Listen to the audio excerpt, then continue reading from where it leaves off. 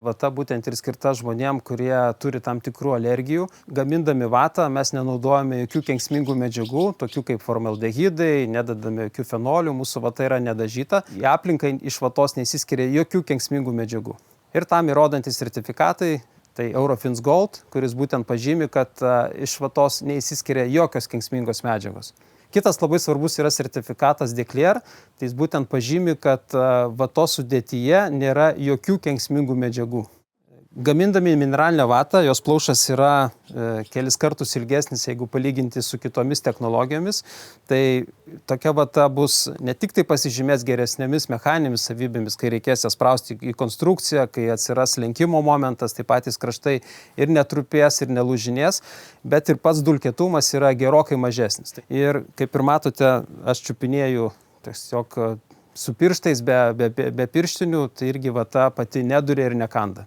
Mes gamindami vatą, mes vatos nedažome, kaip ir matote, ji yra tokios natūralios spalvos. Produkto plaušo rišimo metu prie aukštesnės temperatūros susidaro natūrali tokia spalva. Įvertindami vatos montavimo kokybę, atkreipkime dėmesį, kad vata būtų pilnai užpildžiusi visą konstrukciją, kad tarpusavį vatos siūlės irgi būtų glaudžiai sugludusios ir užpildytų visą atstumą ir tarpą tarp medinės konstrukcijos.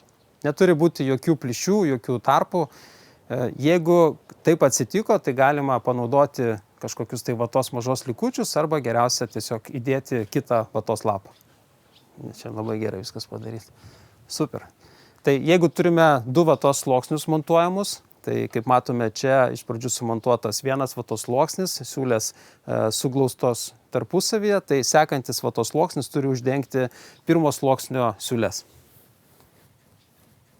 Jeigu atsitiko taip, kad montavimo metu vata truputį sušlapo, galbūt gavo truputį kritulių, ar viduj kažkas tai atsitiko ir vata sudrėko, tai jeigu tik tais nedidelis vatos įmirkis vandeniu, tai nereikia nieko nuogastauti ir bijoti, nes vata yra laidi vandens garams ir esanti drėgmė greitai pasišalins iš pačios vatos. Labai dažnai žmonės klausia, jeigu ten storis medienos yra ten kokie 22 cm, o vatą nori sumontuoti 25.